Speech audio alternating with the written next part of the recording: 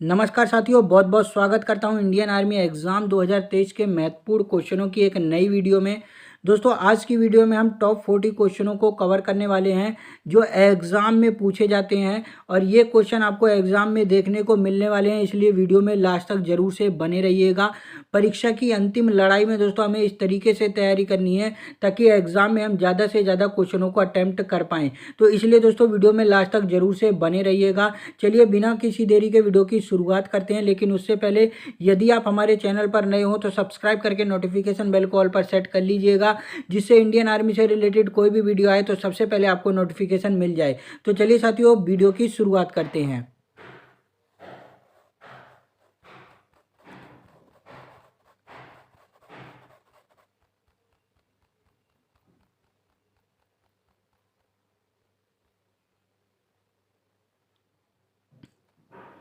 तो साथियों, कई जीत बाकी हैं, कई हार बाकी है, अभी तो ज़िंदगी का सार बाकी है और यहाँ से चले हैं नई मंजिल के लिए।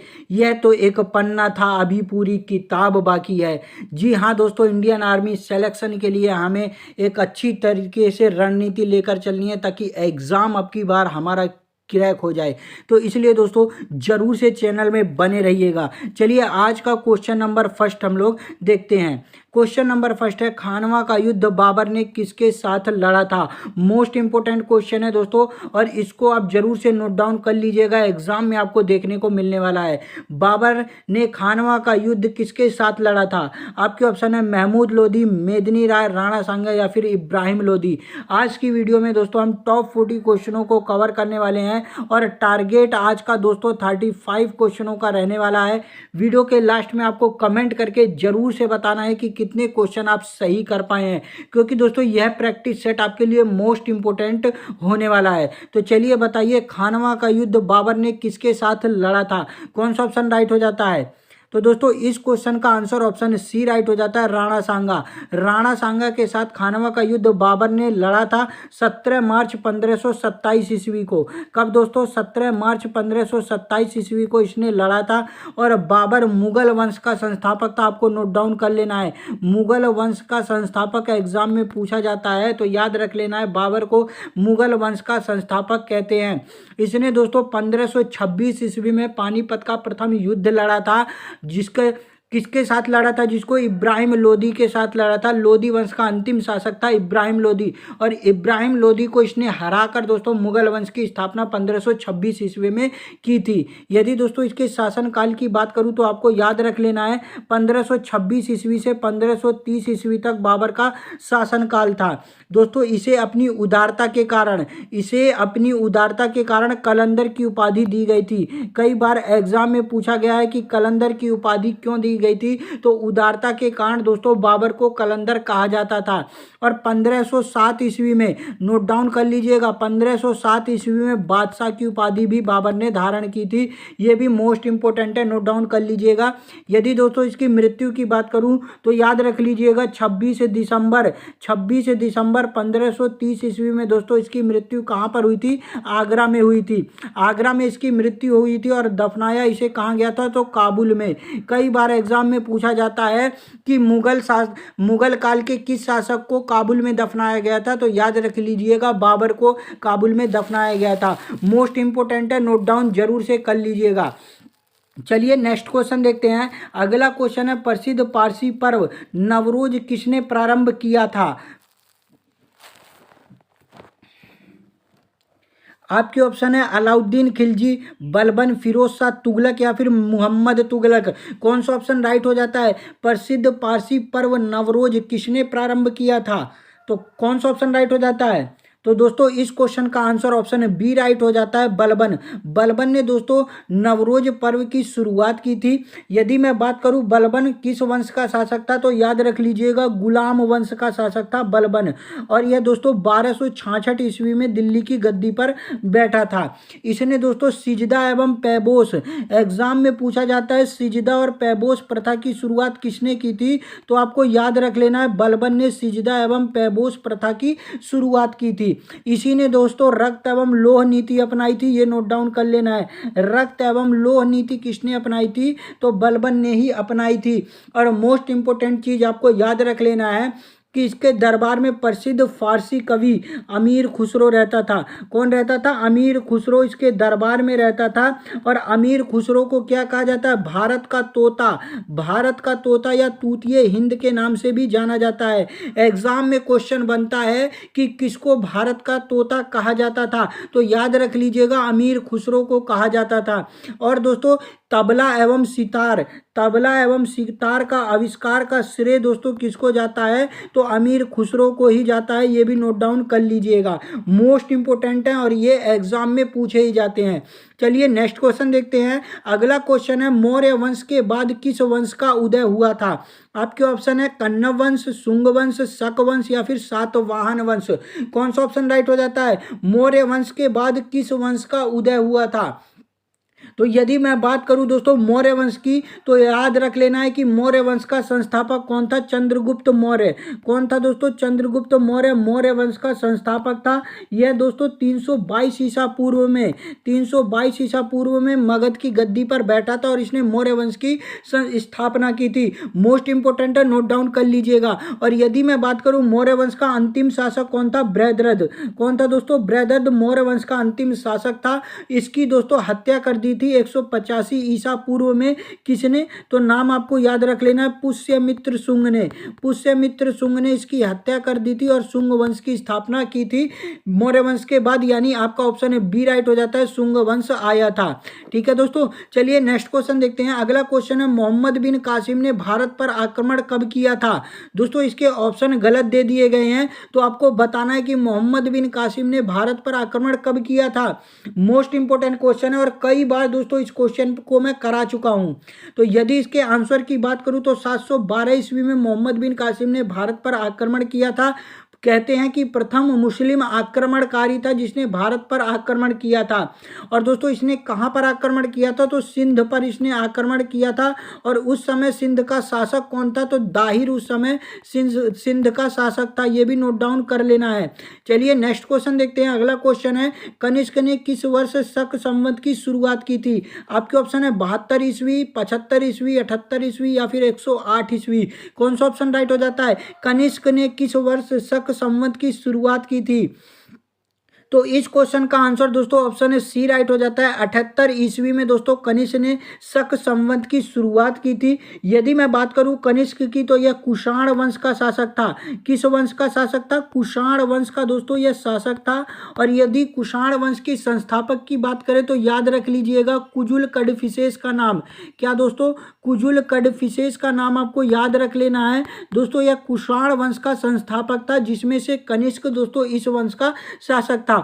यदि मैं बात करूं कनिष्क की, तो याद रख लीजिएगा कनिष्क ने चौथी बौद्ध संगीति कराई थी।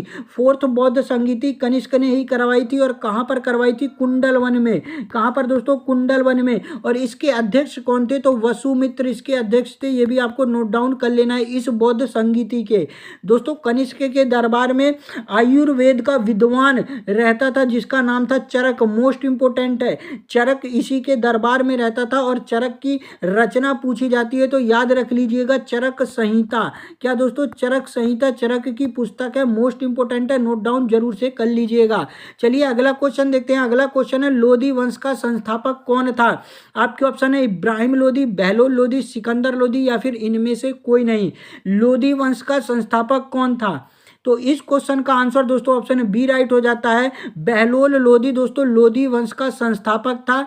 इसने दोस्तों लोधी वंश की स्थापना 1451 ईस्वी में की थी। और दोस्तों लोधी वंश 1451 से 1526 ईस्वी तक चला था। ये नोट डाउन कर लीजिएगा। दिल्ली सल्तनत का अंतिम वंश था दोस्तों लोधी वंश। मोस्ट इंपोर्टेंट है, नोट डाउन जरूर से कर लीजिएगा।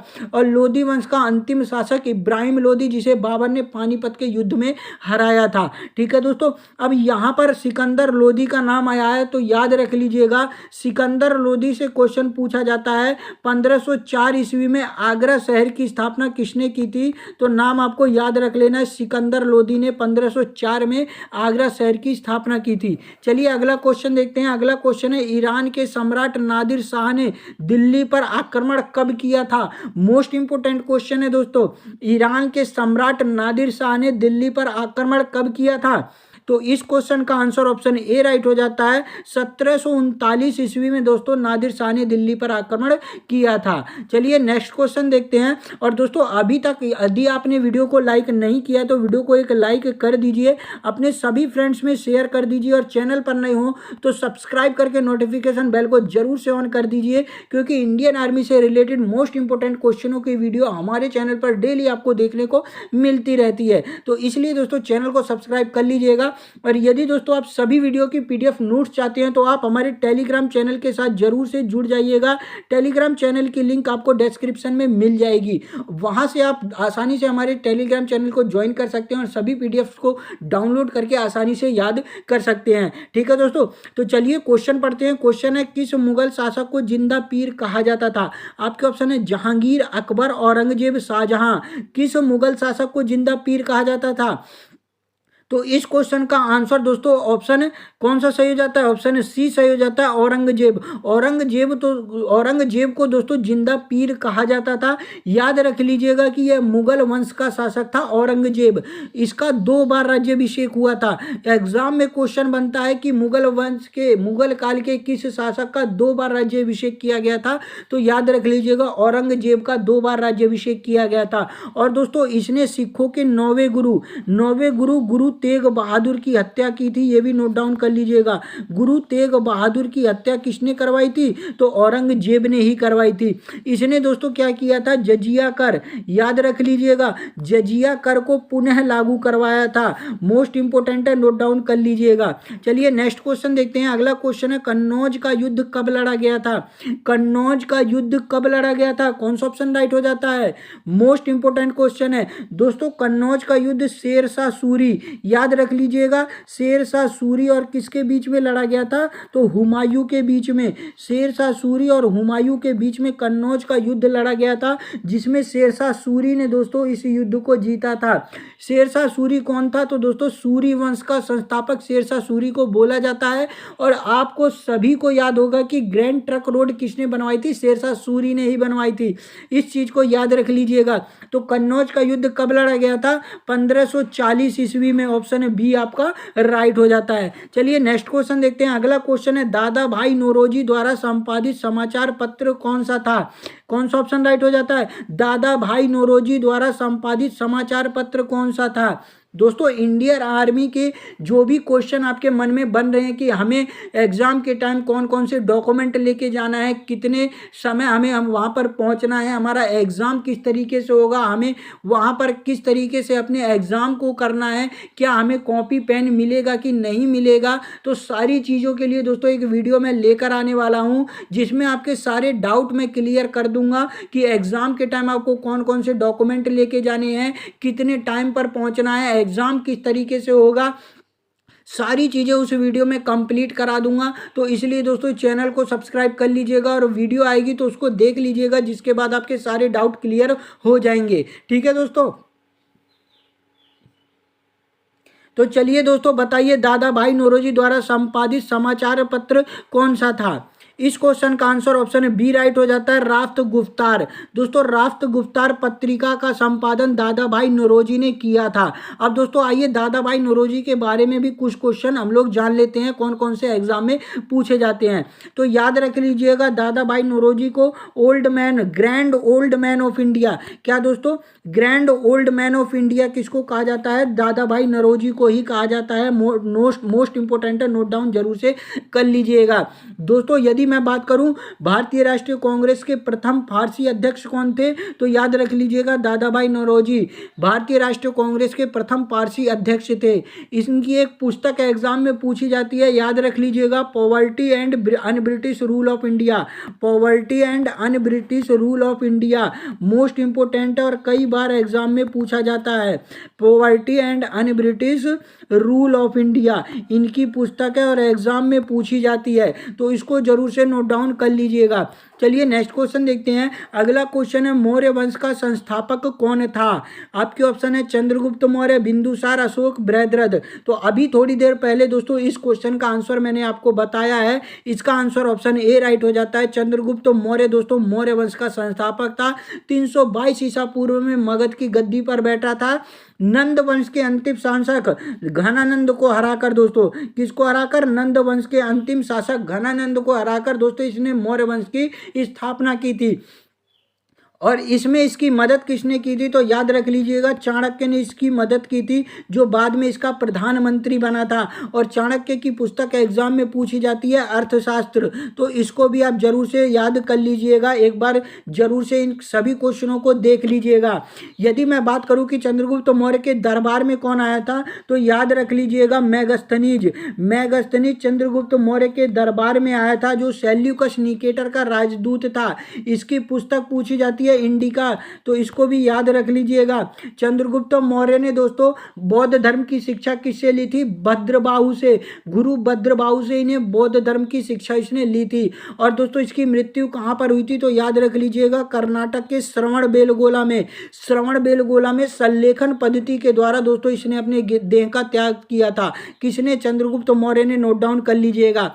और चंद्रगुप्त मौर्य का पुत्र था बिंदुसार, जो इसकी मृत्यु के बाद 298 ईसा पूर्व में मगध की गद्दी पर बैठा था। ठीक है दोस्तों, कई बार एग्जाम में पूछा जाता है, तो बिंदुसार को भी याद कर लीजिएगा।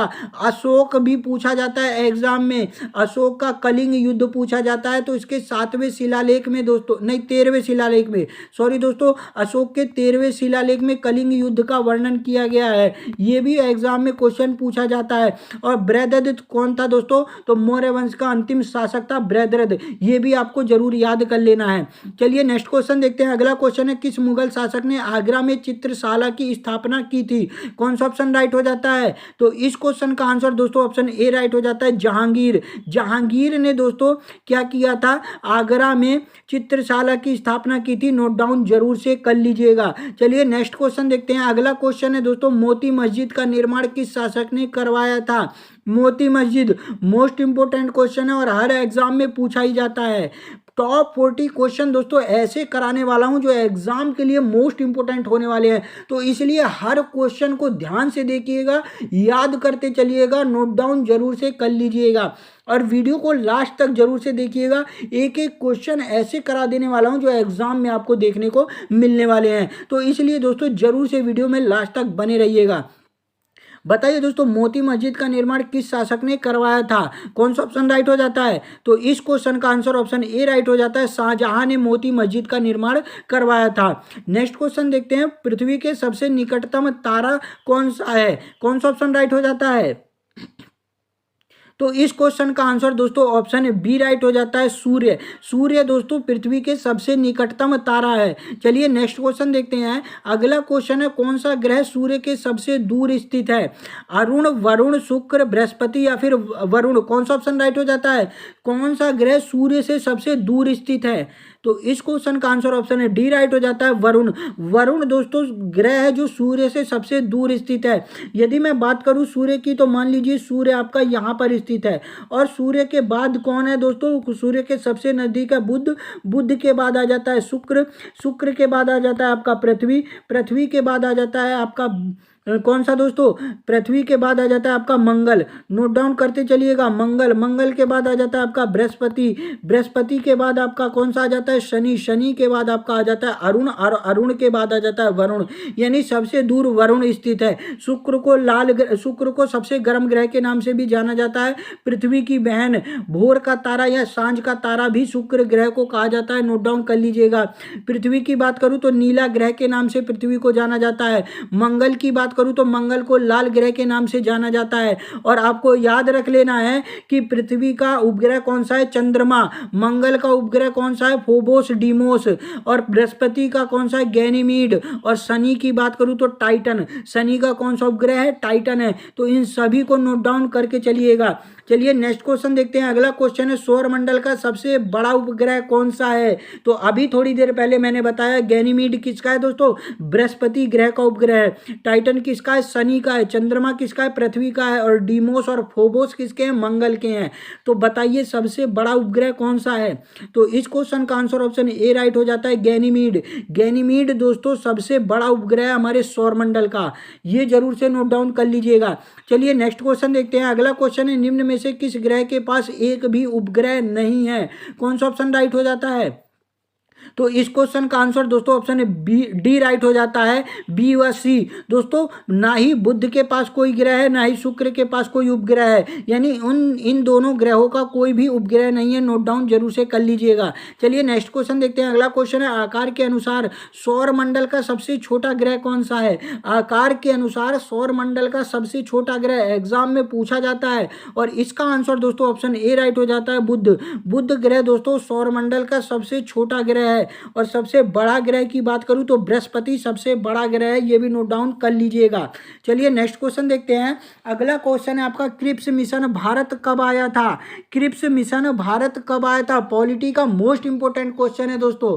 क्रिप्स मिशन भारत कब आया था? तो इस क्वेश्चन का आंसर ऑप्शन है बी राइट हो जाता है, वर्ष 1942 ईस्वी में क्रिप्स मिशन भारत आया था। यदि डेट की बात करूं तो डेट आपको याद रख लेना है दोस्तों, वर्ष 1942 में दोस्तों क्रिप्स मिशन भारत आया था। और इसे दोस्तों गांधी जी ने क्या कहा था? पोस्ट डेटेड चेक कहा था, ये भी नोट डाउन कर लीजिएगा। चलिए नेक्स्ट क्वेश्चन देखते हैं। अगला क्वेश्चन है खेड़ा सत्याग्रह का नेतृत्व किसने किया था? काफी आसान क्वेश्चन है और दोस्तों इसका आंसर हो जाता है ऑप्शन ए, महात्मा गांधी। महात्मा गांधी ने खेड़ा सत्याग्रह का नेतृत्व किया था। 1918 में इस आंदोलन की शुरुआत की गई थी, ये भी नोट डाउन कर लीजिएगा। गांधी जी दक्षिण अफ्रीका से भारत कब आए थे? तो 9 जनवरी 1915। कब दोस्तों? 9 जनवरी 1915 को गांधी जी दक्षिण अफ्रीका से भारत आए थे, इसलिए 9 जनवरी को भारतीय प्रवासी दिवस के रूप में मनाया जाता है। गांधी जी का पहला आंदोलन कौन सा था? चंपारण सत्याग्रह सन 1917 में इन्होंने शुरू किया था, यह भी नोट डाउन कर लीजिएगा। चलिए नेक्स्ट क्वेश्चन देखते हैं। अगला क्वेश्चन है अखिल भारतीय किसान सभा का गठन कब किया गया था? कौन सा ऑप्शन राइट हो जाता है? तो इस क्वेश्चन का आंसर दोस्तों ऑप्शन है सी राइट हो जाता है, वर्ष 1936 में 11 अप्रैल 1936 ईस्वी में दोस्तों अखिल भारतीय किसान सभा का गठन किया गया था, नोट डाउन कर लीजिएगा। चलिए नेक्स्ट क्वेश्चन देखते हैं। अगला क्वेश्चन है भारत का पहला उपग्रह कौन सा था? मोस्ट इंपोर्टेंट है और एग्जाम में कई बार पूछा गया है। भारत का पहला उपग्रह कौन सा था? तो इस क्वेश्चन का आंसर दोस्तों ऑप्शन ए राइट हो जाता है, आर्यभट्ट। आर्यभट्ट दोस्तों भारत का पहला उपग्रह था और दोस्तों भारत ने इसे अमेरिका की सहायता से लॉन्च किया था, यह भी नोट डाउन कर लीजिएगा। चलिए नेक्स्ट क्वेश्चन देखते हैं। अगला क्वेश्चन है दोस्तों पूना पैक्ट समझौता का संबंध किससे था? कौन सा ऑप्शन राइट हो जाता है? पूना पैक्ट। तो यदि मैं बात करूं पूना पैक्ट की, याद रख लीजिएगा 24 सितंबर 1932 ईस्वी में दोस्तों पूना पैक्ट का समझौता हुआ था। किसके बीच हुआ था? तो याद रख लीजिएगा गांधी जी और अंबेडकर के बीच में। गांधी जी और अंबेडकर जी के बीच में दोस्तों यह पूना पैक्ट हुआ था।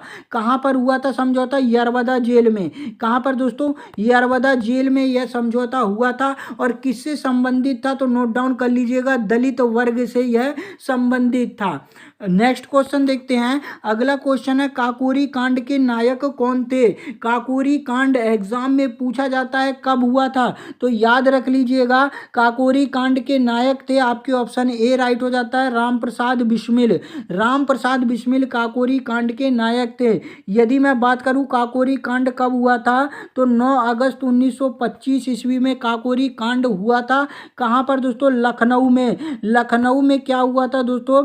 अंग्रेजों का हथियार वाली एक गाड़ी जा रही थी, रेलगाड़ी, जिसे दोस्तों राम प्रसाद बिस्मिल और उनके साथियों ने लखनऊ के पास लूट लिया था, जिसे दोस्तों क्या बोला जाता है? काकोरी कांड बोला जाता है। काकोरी कांड इसे क्यों बोला जाता है? क्योंकि दोस्तों काकोरी नामक स्टेशन पर यह लूटपाट की गई थी। इस चीज को जरूर से याद रख लीजिएगा। चलिए नेक्स्ट क्वेश्चन देखते हैं। अगला क्वेश्चन है टिहरी बांध परियोजना किस नदी पर स्थित है? तो इस क्वेश्चन का आंसर कौन सा राइट हो जाता है? इस क्वेश्चन का आंसर ऑप्शन है डी राइट हो जाता है, भागीरथी। भागीरथी नदी पर दोस्तों टिहरी बांध परियोजना स्थित है। नेक्स्ट क्वेश्चन देखते हैं। अगला क्वेश्चन है श्वेत क्रांति का संबंध किस क्षेत्र से है?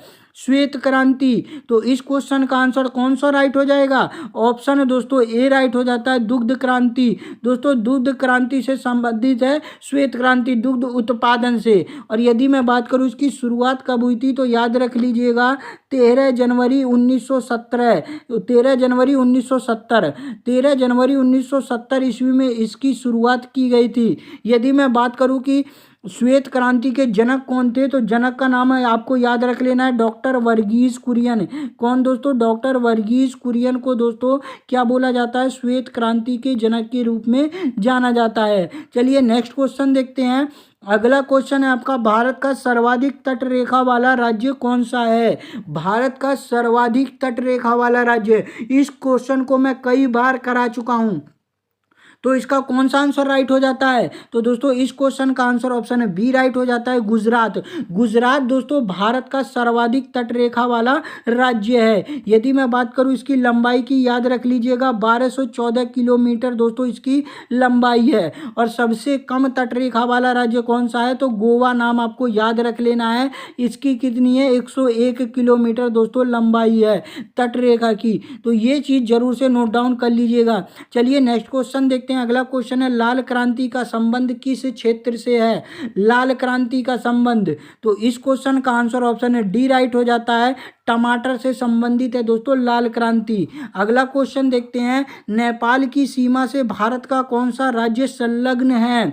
कौन सा राज्य? आपके ऑप्शन है बिहार, उत्तराखंड, उत्तर प्रदेश, ये सभी। कौन सा ऑप्शन राइट हो जाता है? तो नेपाल की बात करूं तो इसका राइट आंसर हो जाएगा ऑप्शन है डी, ये सभी दोस्तों। नेपाल के साथ भारत के 5 राज्य सीमा बनाते हैं। कौन कौन से? तो पहला आपका बिहार हो जाता है, दूसरा आपका यूपी हो जाता है, तीसरा आपका वेस्ट बंगाल हो जाता है, चौथा आपका उत्तराखंड हो जाता है और पांचवा आपका सिक्किम हो जाता है। तो ये 5 राज्य दोस्तों नेपाल के साथ सीमा बनाते हैं, नोट डाउन कर लीजिएगा। चलिए नेक्स्ट क्वेश्चन देखते हैं। अगला क्वेश्चन, भारतीय संविधान में कितनी अनुसूचियां हैं? कौन सा ऑप्शन राइट हो जाता है? भारतीय संविधान में कितनी अनुसूचियां हैं? तो इस क्वेश्चन का आंसर ऑप्शन है डी राइट हो जाता है, 12। 12 अनुसूचियां दोस्तों भारतीय संविधान में वर्तमान में है। और पहले की बात करूं तो याद रख लीजिएगा पहले 8 अनुसूचियां थी। अगला क्वेश्चन देखते हैं। अगला क्वेश्चन है, भारतीय संविधान सभा का गठन कब हुआ था? कब हुआ था भारतीय संविधान सभा का गठन? तो याद रख लेना है 6 दिसंबर दोस्तों, 6 दिसंबर 1946 ईस्वी में भारतीय संविधान सभा का गठन किया गया था। चलिए नेक्स्ट क्वेश्चन देखते हैं। अगला क्वेश्चन है, संविधान सभा की प्रथम बैठक कब हुई थी? प्रथम बैठक कब हुई थी भारतीय संविधान सभा की? तो इस क्वेश्चन का आंसर दोस्तों ऑप्शन ए राइट हो जाता है, 9 दिसंबर 1946 ईस्वी को भारतीय संविधान सभा की बैठक हुई थी। और कहाँ पर हुई थी? तो दिल्ली के पुस्तकालय में। कहाँ पर दोस्तों? दिल्ली के पुस्तकालय में हुई थी, ये भी नोट डाउन कर लीजिएगा। चलिए अगला क्वेश्चन देखते हैं। अगला क्वेश्चन है, निम्न में से कौन संविधान सभा के अस्थायी अध्यक्ष थे? अस्थायी अध्यक्ष कौन थे संविधान सभा के? मोस्ट इंपोर्टेंट क्वेश्चन है दोस्तों, और इंपोर्टेंट करके नोट डाउन कर लीजिएगा। इस क्वेश्चन का आंसर ऑप्शन है सी राइट हो जाता है, डॉक्टर सच्चिदानंद सिन्हा। डॉक्टर सच्चिदानंद सिन्हा संविधान सभा के अस्थायी अध्यक्ष थे और इन्हें संविधान सभा की पहली बैठक में चुना गया था, ये भी नोट डाउन कर लीजिएगा। यानी 9 दिसंबर 1946 को इन्हें चुना गया था। चलिए अगला क्वेश्चन देखते हैं। अगला क्वेश्चन है, निम्न में से कौन संविधान सभा के स्थायी अध्यक्ष थे? संविधान सभा के स्थायी अध्यक्ष कौन थे? तो इस क्वेश्चन का आंसर ऑप्शन है बी राइट हो जाता है, डॉक्टर राजेंद्र प्रसाद दोस्तों संविधान सभा के स्थायी अध्यक्ष थे और इन्हें संविधान सभा की दूसरी बैठक 11 दिसंबर 1946 को चुना गया था, ये भी नोट डाउन कर लीजिएगा। चलिए अगला क्वेश्चन देखते हैं दोस्तों, वीडियो में लास्ट तक बने रहिएगा। अब आपके पास ज़्यादा समय नहीं है, आज 15 तारीख हो चुकी है, 17 तारीख से आपका एग्ज़ाम स्टार्ट है। तो अब दोस्तों मजाक करने का टाइम नहीं है, फ़ोन को कुछ दिन के लिए अपने से दूर रख लीजिए जब तक आपका एग्ज़ाम कंप्लीट ना हो जाए। केवल दोस्तों पढ़ाई करने के लिए फ़ोन का यूज़ करिए, ठीक है दोस्तों। तो चलिए आपका नेक्स्ट क्वेश्चन देखते हैं। नेक्स्ट क्वेश्चन है, संविधान की किस अनुसूची, नेक्स्ट क्वेश्चन है दोस्तों आपका, संविधान की किस अनुसूची में तीनों सूचियों का वर्णन किया गया है? यानी संघ सूची, राज्य सूची और समवर्ती सूची का वर्णन संविधान की किस अनुसूची में किया गया है? कौन सा ऑप्शन राइट हो जाता है? तो इस क्वेश्चन का आंसर ऑप्शन है सी राइट हो जाता है। 7वीं अनुसूची में दोस्तों संविधान की तीनों सूचियों का वर्णन किया गया है। 8वीं अनुसूची आपको याद रख लेनी है, भाषा के बारे में बताया गया है। 9वीं अनुसूची की बात करूं तो संपत्ति की बात की गई है। 10वीं की बात करूं तो याद रख लीजिएगा दल बदल कानून, दल बदल कानून का वर्णन 10वीं अनुसूची में किया गया है। चलिए नेक्स्ट क्वेश्चन देखते हैं। अगला क्वेश्चन है सौर ऊर्जा को विद्युत ऊर्जा में परिवर्तित करता है। कौन सा ऑप्शन राइट हो जाएगा? सौर ऊर्जा को विद्युत ऊर्जा में। आपने दोस्तों सोलर प्लेट देखी होंगी। सोलर प्लेट क्या करती है? धूप से चार्ज होती है और उसको विद्युत ऊर्जा में परिवर्तित कर देती है। तो कौन सा ऑप्शन राइट हो जाता है? ऑप्शन ए राइट हो जाता है। सोलर सेल दोस्तों सौर ऊर्जा को विद्युत ऊर्जा में परिवर्तित कर देता है। चलिए नेक्स्ट क्वेश्चन देखते हैं। अगला क्वेश्चन है रासायनिक ऊर्जा को विद्युत ऊर्जा में परिवर्तित कौन करता है? कौन सा ऑप्शन राइट हो जाएगा? रासायनिक ऊर्जा को। तो इस क्वेश्चन का आंसर दोस्तों ऑप्शन है सी राइट हो जाता है। विद्युत सेल दोस्तों रासायनिक ऊर्जा को विद्युत ऊर्जा में परिवर्तित करता है। कितने क्वेश्चन आपने सही कर रहे हैं ये नोट डाउन जरूर से करते चलिएगा। वीडियो के लास्ट में आपको कमेंट करके बताना है कि कितने क्वेश्चन आपने सही करे हैं। ठीक है दोस्तों, तो चलिए नेक्स्ट क्वेश्चन देखते हैं। अगला क्वेश्चन है भारत रत्न किस क्षेत्र में उत्कृष्ट योगदान हेतु प्रदान किया जाता है? कौन सा ऑप्शन राइट हो जाता है? तो भारत रत्न की बात करूं तो याद रख लीजिएगा कि ऑप्शन डी आपका सही हो जाता है। ये सभी दोस्तों भारत रत्न 5 क्षेत्रों में दिया जाता है। कौन कौन से? तो आपको याद रख लेना है। पहला हो जाता है कला, दूसरा हो जाता है आपका साहित्य, तीसरा हो जाता है आपका विज्ञान, चौथा हो जाता है आपका समाज सेवा और पांचवा आपका क्या हो जाता है? खेल। इन क्षेत्रों में दोस्तों भारत रत्न दिया जाता है। यदि मैं बात करूं कि भारत रत्न को कौन देता है तो याद रख लीजिएगा राष्ट्रपति जी के द्वारा दोस्तों भारत रत्न मिलता है।